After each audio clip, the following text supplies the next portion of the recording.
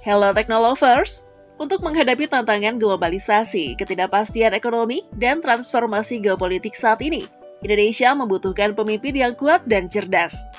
Presiden Jokowi dan Prabowo Subianto adalah dua tokoh utama yang menarik perhatian.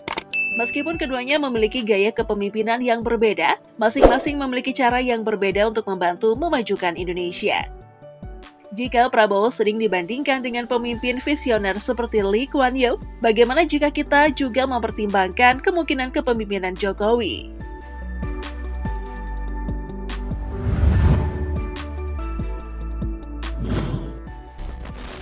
Kepemimpinan yang kuat dan tegas.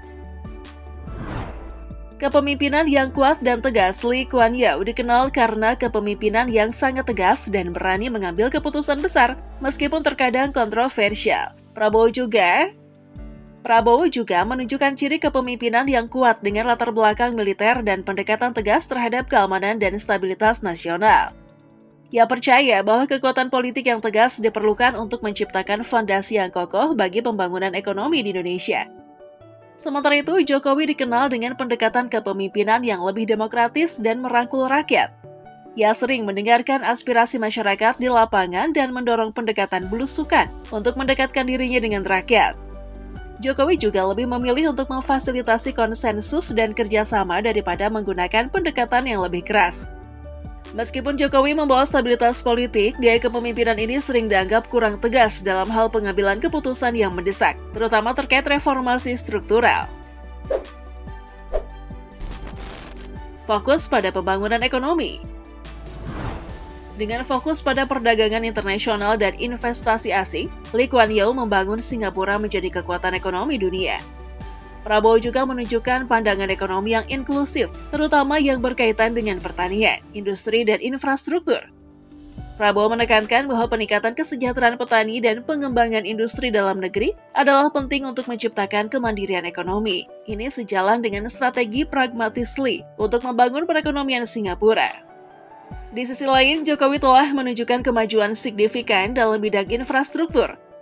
Selama masa kepemimpinannya, Indonesia melihat pembangunan besar-besaran dalam bentuk jalan tol, pelabuhan, dan bandara baru. Proyek-proyek infrastruktur ini menjadi salah satu pencapaian utama Jokowi. Namun, fokus Jokowi kuat pada pembangunan infrastruktur belum sepenuhnya menyelesaikan masalah fundamental seperti ketimbangan ekonomi dan daya saing industri. Prabowo di sisi lain bisa memberikan perhatian lebih pada sektor-sektor produktif seperti pertanian dan manufaktur. Penekanan pada nasionalisme dan identitas bangsa. Lee Kuan Yew sangat menekankan pentingnya nasionalisme dalam mempersatukan Singapura yang plural. Ia berhasil menjaga kohesi sosial di negara yang multietnis. Prabowo juga dikenal dengan retorika nasionalismenya yang kuat. Ia sering menekankan kemandirian nasional dan mengangkat isu kebanggaan sebagai bangsa Indonesia dengan fokus pada menjaga warisan budaya sambil membawa negara menuju modernisasi. Jokowi juga memiliki pandangan nasionalisme, namun dalam bentuk yang lebih pragmatis. Kebijakan Jokowi dalam mengedepankan pembangunan infrastruktur dan membuka pasar bagi investasi asing menunjukkan bahwa ia lebih fleksibel dalam menjaga keseimbangan antara nasionalisme dan keterbukaan terhadap globalisasi. Ia sering dipuji karena mampu memproyeksikan Indonesia di panggung internasional sebagai negara yang terbuka dan ramah terhadap kerjasama global. Kebijakan anti-korupsi dan good governance.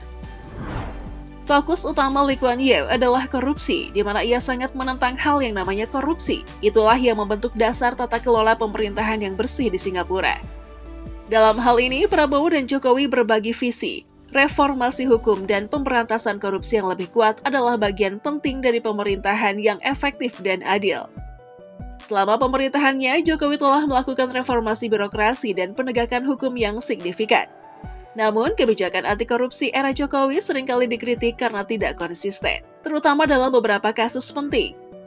Upaya penegakan hukum yang terkesan lamban dan kasus melemahnya KPK selama masa pemerintahannya menjadi catatan buruk. Modernisasi infrastruktur dan teknologi. Singapura di bawah pemerintahan Lee Kuan Yew dianggap memiliki infrastruktur dan teknologi yang sangat maju.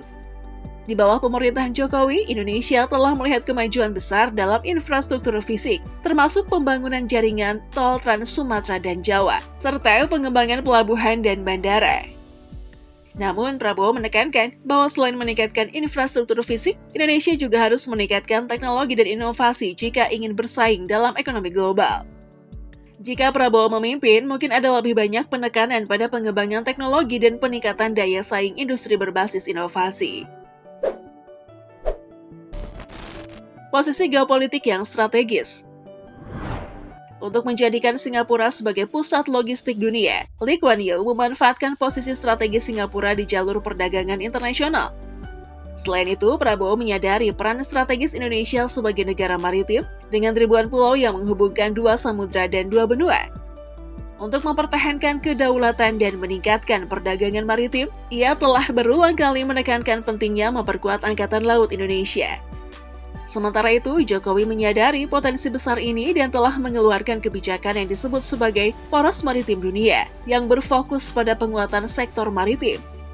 Namun untuk menerapkan kebijakan ini, masih ada beberapa masalah, terutama terkait dengan regulasi dan kapasitas sumber daya manusia.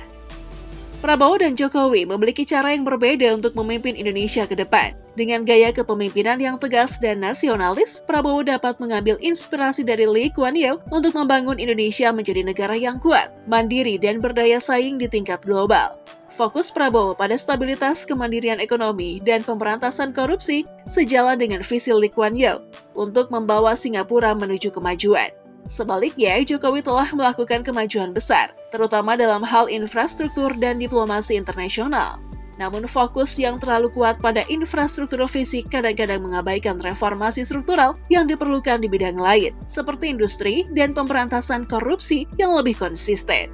Indonesia dapat menjadi negara yang lebih maju dan stabil secara ekonomi dan politik jika Prabowo menerapkan visi Lee Kuan Yew. Sementara itu, Jokowi telah menciptakan fondasi yang kuat di bidang infrastruktur yang dapat digunakan sebagai dasar untuk kemajuan berikutnya.